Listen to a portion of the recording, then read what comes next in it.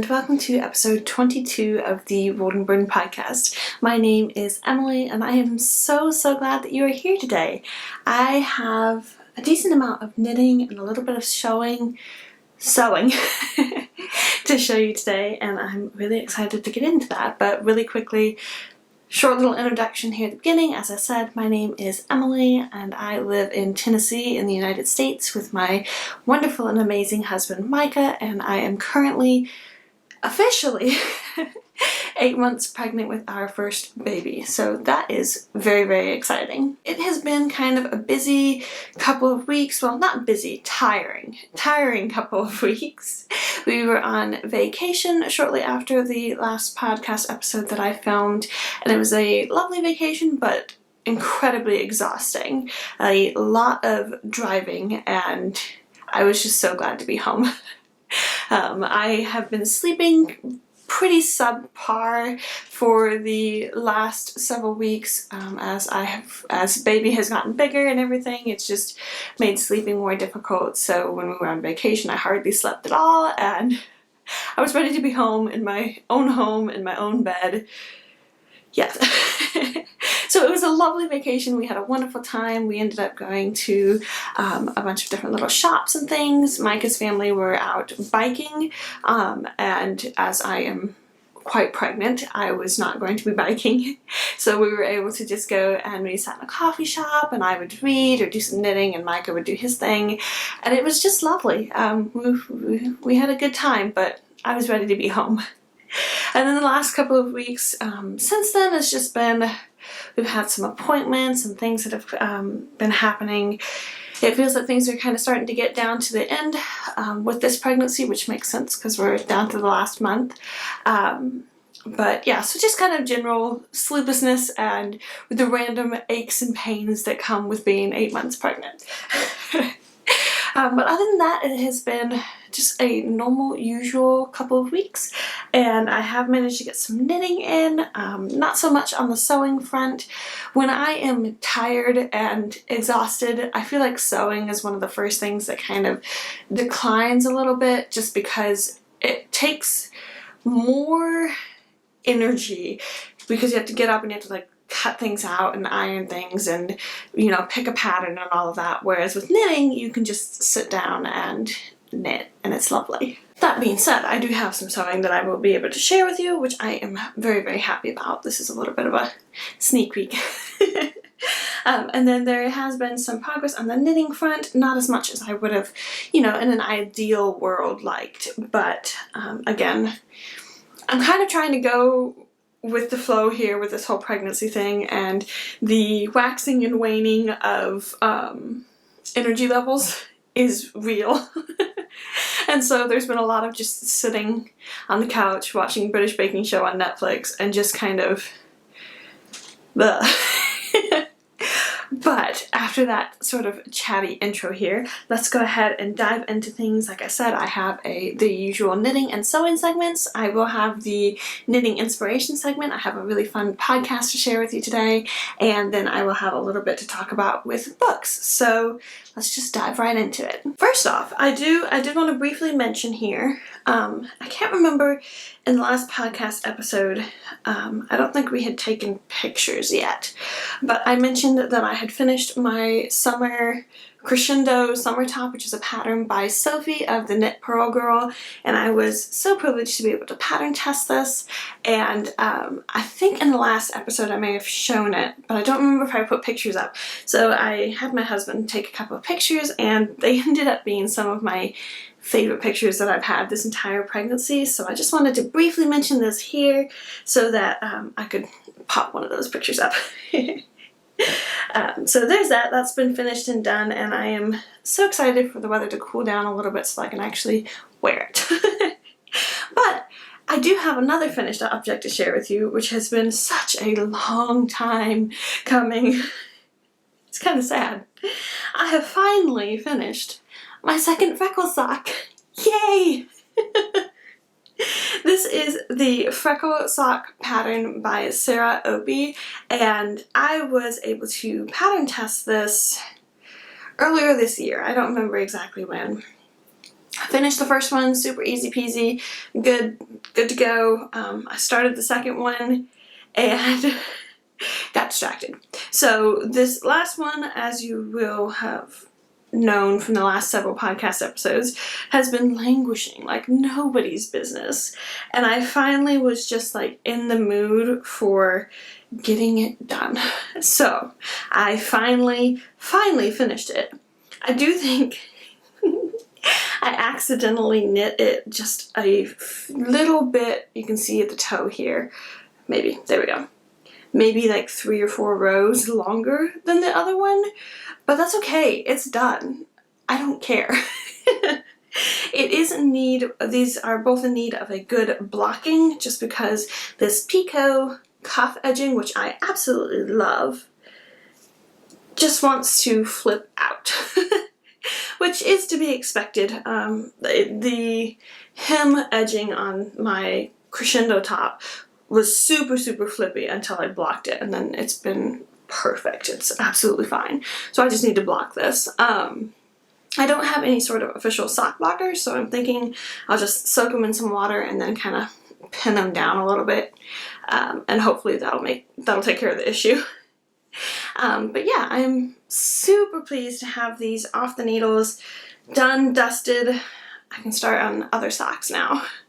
I feel like these have been kind of hanging over my head a little bit just because I don't like having too many sock projects on the go at once, and I didn't want to start a bunch of other socks if I hadn't finished these socks. So, and really quickly, I know I've gone over this a million times, the yarn that I used is the Millimia Naturally Soft Sock in Gunpowder. That is this solid gray, and then the variegated kind of speckledy color is just some of my hand-dyed yarn on a 75-25 superwash merino nylon base. And yeah, that's all there is to say about these. I am so happy that they are done. Thank goodness. So, what do I want to talk about next? We'll touch briefly on this project. I haven't mentioned it in a couple of episodes. I am in the process of working on a So Faded sweater, which is a pattern by Andrea Mowry of Drea Renee Knits. I absolutely love this pattern. I cannot wait to get it done. I am currently on Sleeve Island. I finished my first sleeve quite some time ago, and then I have been working on different test knits and whatnot, and so I kind of delayed getting the second sleeve cast on, but I have finally cast on the second sleeve and made a little bit of progress, not too much, but I've just been working on it here and there. As I said, I have test knits going on at the moment, so where I'm testing patterns for other people. So any of my deadline knitting is definitely taking priority over this, but I'm just so excited. I can't wait to get this done. It is absolutely beautiful, just such a classic cropped sweater, and I think it's going to fit so beautifully into my wardrobe this fall. I am planning to breastfeed my baby, and so tops and skirts and things are going to be absolutely amazing to have on hand. But I'm knitting this all out of my own hand-dyed yarn, just different skeins that I had. It's all on a 75-25 superwash merino nylon. I'm knitting the third size, I believe. I think it's the 38-inch bust size. I think that's the one. So it'll end up with just about, I think just a little bit of positive ease, but not too much. I tend to like my sweaters and things either fairly fitted or oversized. Not really any sort of in between. Although I will say, with being pregnant, I feel like that has changed a little bit, and I'm starting to really like some of the much more oversized sort of things, just because they're so much more comfortable. It is what it is. But yeah, I'm so pleased to have this sleeve at least cast on, because once it's on the needles, it's super easy. You can just pick it up, work a few stitches, work a few rows, whatever. When it's not on the needles, it's like there's this other task that you have to do before you can actually do the knitting. And it just seems like it takes so much more mental energy to work on it. So I'm very happy to have that sleeve cast on. Finishing those freckle socks was, well, honestly, finishing the summer crescendos top so quickly, and it was such a pleasure to knit it. Just really fired my knitting mojo, and I wanted to get my freckle socks done. I wanted to get that sleeve cast on. I wanted to do like all the different knitting things. So it was a fantastic knitting booster. The next knitting project is a super fun one that I'm quite enjoying. It is a test knit. I'm testing this pattern for Hannah Graham of Hannah G Knits, and this is the Ollie's Classic Crew, and it is a little baby sweater. And this is the first thing that I have knit for my little baby, and I am loving it. It's like so special and so, I don't know, it's just so fun. It's so tiny and funny. Yeah, it's just kind of odd to be knitting something for my baby. I have knit baby knits before, not too much, just one or two different little things, and it was really fun because it was so tiny, but it's different when it's for your baby. So I am currently working on the sleeve. As you can see, I am just about to have enough, actually I might be right at the point where I have enough stockinette to do the folded hem, which you can see there. I am knitting the baby size of the pattern. One of the most beautiful things about Hannah's patterns is that her children's patterns go all the way from baby to I think 14 years old or something like that, which is phenomenal. It is so amazing. It just it makes me so happy. I've kind of gone on a tangent before about how it bothers me when knitting pattern designers will have like 3 different size ranges for children's patterns, and that it's so frustrating to me, and I really dislike it just because children grow so fast, and so instead of being able to purchase one pattern that covers all of the children's sizes, to have to purchase and pay full price for 3 separate editions of the same pattern just seems so wrong to me. But that's just my personal opinion. I know that's not how everybody thinks, but being a very practical and, you know, kind of economy, budget-minded type of a person, it frustrates me. I don't think that you should have to spend $30 to be able to get all of the patterns for children's patterns. So that was one of those things. Yeah. The fan's blowing, so it's blowing my hair in my face. That was one of those things that I very, very much appreciated about Hannah's patterns. She was talking about it in a podcast episode, and she mentioned something about that where she was just like, I think all of the sizes should be in one for children's patterns because they grow so quick. And I was like, yes, exactly. So I was so happy to be able to test this for her.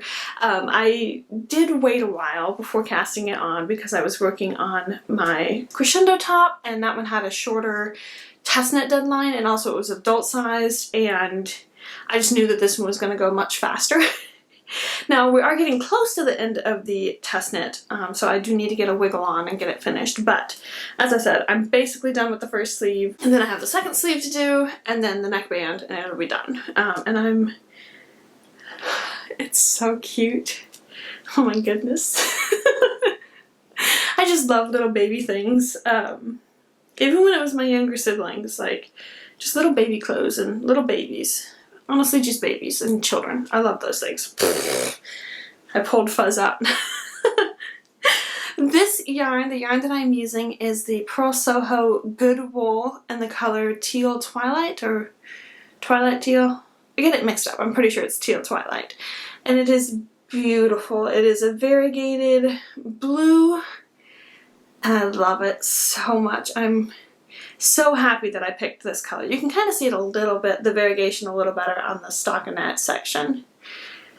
And this is a non-superwash wool, which I think is my first time working with a non-superwash wool, so that's been kind of fun. I've definitely noticed that the stitches are stickier. They they stick inside each other. So if I accidentally pull my needle out too far, the stitches don't immediately go blah, blah, blah, and unravel. They just kind of stick to each other. And I also have found that working with wood needles with this yarn is much nicer. I was using a double pointed needles for the sleeves, but they kept wanting to slip out of the sleeve, and so I was like, I can't do this. So I switched to a just inexpensive, these are, I think, clover, yeah, they're clover bamboo needles, and it went so much smoother. It just stuck just a little bit more to the wood than it did to the metal. So magic loop, it's fine with metal, but not double pointed needles. So yeah, that's all that I have to say about that one.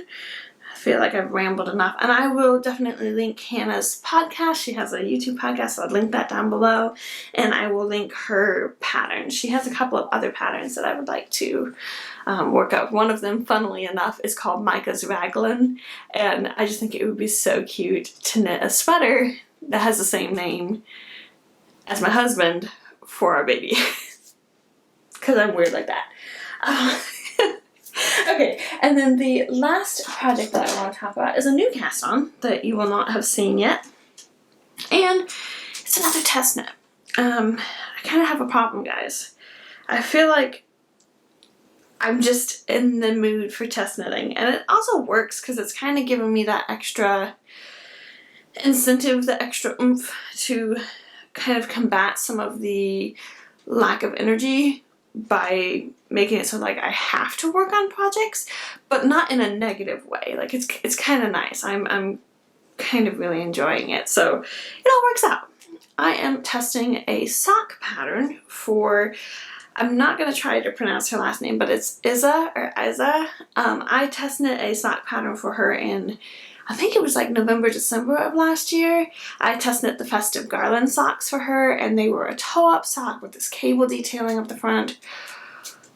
They're really nice socks, and I kind of want to knit another version of them. But she put out a testing call for these socks, which are called the Tidal Wave socks, and they have this beautiful lace right there at the cuff. They have a folded cuff, which is lovely. I've never done that before.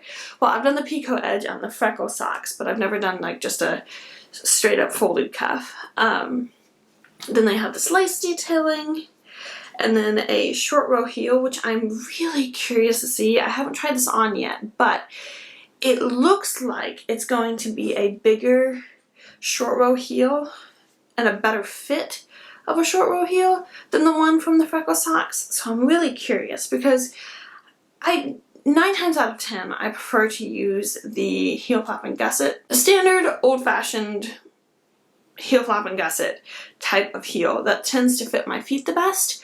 But I'm not averse to trying out different versions of the short row heel to hopefully find one that works, because I will 100% agree they are faster than the heel flap and gusset. But so far I have not had much luck with having a short row heel that actually fits. I've used the Fish Lips Kiss heel before, which is a pattern that you can get, I think, for like $1 off of Ravelry, and it's a great short row heel pattern. But for whatever reason, the shape of my feet and the shape of my heel, it works, but it's not great, and it seems like the stitches are kind of straining and pulling, and it's just not great. So I'm really hopeful that this short row heel, it looks a little bit different, and the construction is a little bit different than the one that I have done before. So I'm curious to see how it's going to fit. I really like this. I love that there's lace on it, but it's just in the cuff. I think that's really cool because you get this really interesting textural lacy bit, and then you just have their standard sock to work, so it's pretty fast. And I am really close to being ready for the toe. I think maybe about another 20 rows, and then I'll be ready for the toe. And I am knitting this out of my hand-dyed yarn on a 75/25 superwash merino nylon base, and I'm knitting it on double pointed needles, US size 1 or 2.25, and it's on the size small for the pattern. And yeah, I'm really happy with it. The lace part was not too complicated, and I think it's gonna look lovely once I kind of give it maybe a wash, a little block. I'm really curious to see how this fold over cuff is gonna fit. I do know that if it ends up being a little bit loose, something that's really cool, I could super easily string a bit of elastic through it, which I've been wanting to try that for ages, but I just never got around to it because I think that it would potentially could help it to fit a little bit more snugly. And that is one thing that I have noticed with hand knit socks, is that the cuff always is much looser than standard store-bought socks. And so I've been really curious to try a fold over hem and then potentially put some elastic into it. But I will report back and let you know how that goes. So for this one, I do need to get a wiggle on as well. This one had a shorter test knitting deadline, but I had finished my freckle socks and I didn't have any other needles or any other socks on the needles.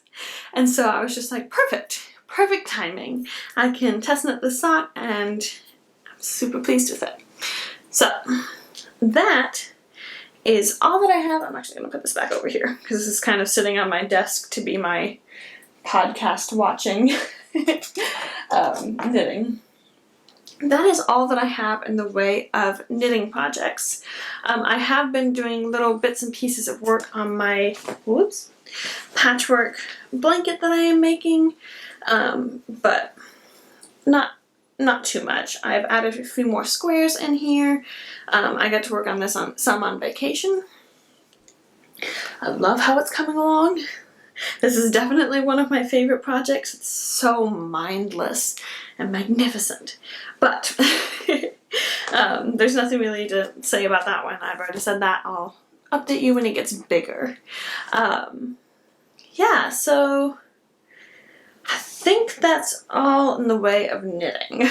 So let's go ahead and jump into the knitting inspiration segment. Today I have a very fun podcast that I wanted to share with you. I just found this week, a few days ago, and I've kind of fallen in love. It was one of those ones that YouTube suggested, and I was like, oh, this looks kind of interesting, let's give it a watch. And then just subscribed and liked, and I'm in love. It is the Mystery Mouse Knitting Podcast. I think that's what it is. Yes, Mystery Mouse Knitting. I keep forgetting whether it's Mystery Mouse Knitting or Mystery Mouse Knits. It's the Mystery Mouse Knitting Podcast. Holly, she seems like the loveliest person. She lives in Colorado with her husband and her kids, and she has a hand-dyed yarn company, which I want to buy some yarn from so badly. And one of the things that I absolutely love about her is that she talks about books. And her yarn company is all about book-inspired colorways, particularly Agatha Christie, Sherlock Holmes, and Brambley Hedge, which are all some of my favorite books. And so it was so funny. I was just like sitting there, and she films in front of her bookshelf, and I was going, I know this book, this is my book, that's my book, I've seen this book before. She had some of the Redwall books up on her bookshelf, so of course I was just like, oh, I love you. But she's amazing. She's working on this gorgeous like colorwork Beauty and the Beast sweater. I love her podcast. I've been going back and watching some of her older episodes. She has 9 episodes up right now. And I highly recommend you go check out her podcast.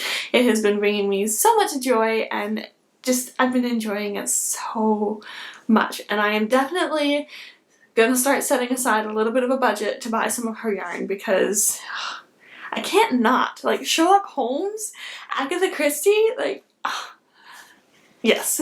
I really wish that I could afford to get her advent calendar, because she's doing a Sherlock Holmes inspired advent calendar. But Hand-dyed yarn advent calendars are way out of my budget right now.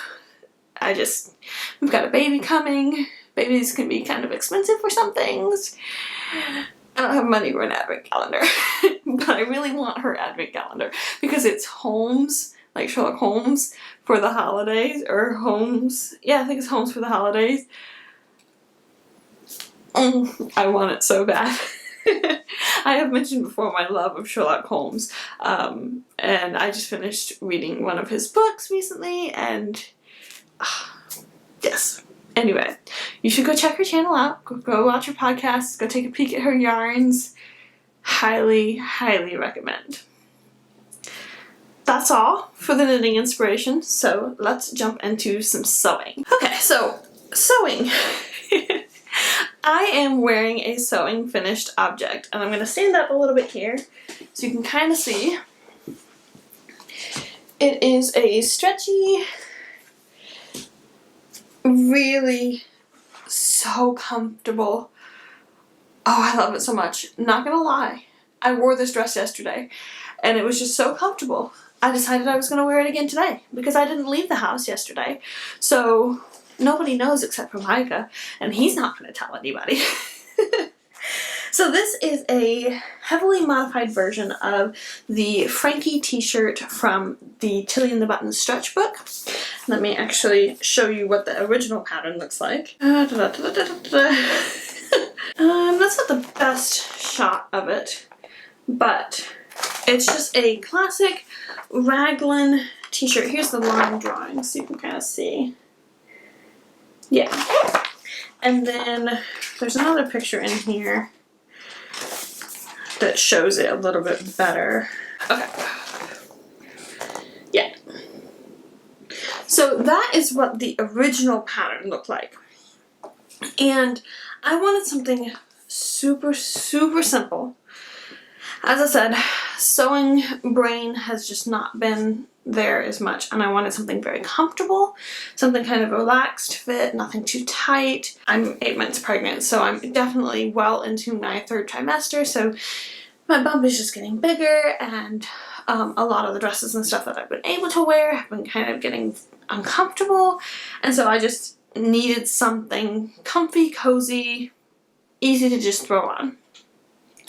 So what I did is I took that pattern and basically just chopped it off. I thought I had made it shorter than I did, but I forget sometimes that the average length of tops is kind of mid-hip, not the more cropped length that I prefer. And so it definitely ended up where the waist seam is past bump area. I thought I was kind of up here. I didn't measure or anything. I just kind of chopped off a huge section of the shirt. And so the waist seam is here. I think it would probably be a little more flattering if it was there, but it's comfortable, so I don't care. That's kind of what it's boiled down to. So I made, I think 2 sizes up from what I've made previously. I had made that shirt before. I made the size 7, and that's pretty much the only major pattern hack that I did. I left off the neckband, and instead I did 2 layers of fabric for the front and the back. I forgot completely that with raglan sleeve construction, part of the sleeve is also the neckline. So if you look at it, you can't see it really. It is wonky as all get out along the neckline because I had to fudge some things because I didn't do a lining on the sleeves, and then I started sewing the sleeves and the front and the back together, and I was like, oops, okay. But again, it turned out it's fine. Actually, there's another very major hack that I did to this that I completely forgot about. I had it snaps down the front because I really wanted to make it breastfeeding friendly if I at all possibly could. So instead of cutting the front on the fold, I cut it not on the fold. And I can't remember now if I added a little bit of extra room at the front. I don't think I did because it's a pretty oversized t-shirt anyway. And so I don't think I added anything extra width-wise. I just ended up, you can kind of see it, it's a little wonky. I just stitched a line of stitching here and then just made it like a button band and then snaps. And I love it. It's, as I have said 2 or 3 times now, so comfortable. When I first put it on, I didn't think I was gonna like it. I was just like, oh, I think it's kind of frumpy. I don't think it looks that great. It was also late at night and I was really tired and cranky. I put it on the next day and I was just like, I can breathe. It's so comfortable. It just feels so nice. I don't care what it looks like. Which is, you know, an appropriate reaction to have when you're 8 months pregnant and everything feels kind of uncomfortable. So, overall, super, super pleased with it. I did not hem the sleeves or the skirt, so they just kind of are the raw knit fabric edges and they're just kind of rolling. I think they look fine. Fabric is like the cheapest, junkiest fabric that you can get. I bought it, if you live in the United States, at Walmart they have these pre-cut fabric remnants that are mystery fabrics. You get them and they just say, you know, oh, you can wash it in the washing machine but line dry it because it's mystery remnant fabric of unknown fiber source. So it's super, super cheap. It's great for using for experimenting, which this very much was. I did not know if I could make this work with putting buttons on the front or whatever, so I did not want to like shell out a bunch of money for some expensive fabric when it might be a complete total flop. So this one was the 2 yards for $4, I think. I think that's what this one was. Dirt cheap. Like, so cheap. I have no idea what the fiber content is, but it worked. It worked out beautifully. It was a great use of fabric for I love the print of it. I love the color of the blue. Blue is one of my favorite colors. It's one of the colors that I wear all the time. And while I was getting that fabric, I also purchased this fabric, which was a 3 yards for $8 mystery remnant fabric. I love it so much. I just think it looks so good. It's kind of like a stone-washed blue. Yeah. There was at one point a few years ago when I realized that like 90% of my wardrobe was either blue or had some type of blue in it. And I was like, oh, well, maybe I should branch out a bit. And so I tried to branch out and do other colors for a while. But then, you know, I got older and realized, why would I do that? Stick with blue. You love blue. So I'm embracing the blueness of my wardrobe. Like, all of the fabrics that I have bought recently have been blue. They have like blue backgrounds and stuff on them. I like, yeah. I think all of the fabric that I have in my stash either has a blue background or is heavily, heavily blue patterned, which is totally fine with me. This is another version of this Frankie dress hack that I'm doing, just because this one was so comfortable and it feels so nice. I had to make another one. So this is just the bodice of the dress. For this one, I had enough fabric to completely line the bodice. And the reason that I was lining the bodice is because, again, this is very, very cheap fabric. So because it's not the best quality, it's kind of see-through and like thin. So by lining it, or in this case, lining it, it doubles it up so that it's a lot thicker, it's a lot sturdier, it's better, especially, and I'm not lining the skirt, double lining the skirt or whatever, just single layer for the skirt. But what that means is that the bodice has a little bit more heft to it, so it can bear the weight of the skirt better, which I really like, because it is one of my complaints when working with stretchy fabrics, that it seems like the skirts always way down the bodice seam or the waist seam, and it just looks a little funny. So yeah, but I can kind of throw this on a little bit and show you how it'll be. Just the exact same thing across, put buttons down the front, bada boom, bada bing, do a skirt. It'll be great. And it's an even nicer, sort of stretchier fabric than the one that I'm wearing, so I'm really excited to get it done. Yeah, so I did all of the work on the bodice yesterday. I have the skirt pieces all cut out and ready to go. I just need to finish it up. So that is all the sewing that I have. Yay! And I have done a majority of the construction on my serger. I did the top stitching and whatnot on this one on my sewing machine, but everything else was done on the serger. Okay, so that leads us to books and more. I have actually been doing some reading, which is great. I've really enjoyed it. So a couple books that I wanted to mention really quickly today. I am a big fan of Miranda Mills. I think that's right. The YouTube channel, Miranda. She does book recommendation videos, and she's lovely. She lives with her mom, and they live in the country in England, and I'm slightly jealous, like a lot, of their house because it's beautiful.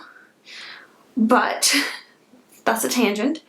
One of the authors that she has mentioned several times is Rosamund Pilcher, who her most famous book I think is The Shell Seekers or September. Those are two that I've heard mentioned a few different times. I was at Goodwill one day, probably a couple months ago, and I found this book, which is The Empty House by Rosamund Pilcher, and it was super cheap. It was like $1 or something like that. And I picked it up because I wanted to try out Rosamund Pilcher's writing, but I didn't want to. The library only has The Shell Seekers, and I didn't really want to start with that one because it's a very hefty book, and it sounds like it might be a little drama-y for my taste. So I wanted to try out, I wanted to see how Rosamund Pilcher was, how her writing was, what her style was, without like having to read this massive, massive book. So that's what I did, and I really enjoyed this. This one was very cute. It's about a young, well, she's 27, so I'm almost 27. I can call her a young lady. Who has been recently widowed, and her marriage was not all that it seemed, and so she is staying on holiday in Cornwall, and she re-meets this very handsome farmer that she met when 10 years ago when she was a teenager and was in love with, but due to her mother's scheming, her mother separated them, split them apart, whatnot. Her mother was terrible. End of story. I hate manipulative characters. I hate manipulative people. Manipulation is like a pet peeve. Like, Anyway, so she is on vacation in Cornwall, back in this village that she had visited when she was younger. And yeah, she has 2 kids from her marriage, but they're staying in London with her dead husband's mother, so her mother-in-law. And it's just really cute. She decides to rent this house, this little empty house, and take her children back from her mother-in-law, and yeah, just be a family again, basically. And it was really sweet. There's like the love gap romance, or age gap romance, which I'm a big fan of. I grew up reading old books. I love it in books when there's like kind of a wide age gap. I don't know, there's just something so cute about it to me. Like in Sense and Sensibility by Jane Austen, where Marianne is 17 and Colonel Brandon is 36 or 37 or something. I love that. I'm all about that. I know some people find it kind of weird. I don't. I think it's kind of cute. Depending upon the people and depending upon the circumstances, I think it can get creepy. But in older books or books like this where she's like 27, she's not like 15 and the other guy's some creeper who's like 35, like ugh.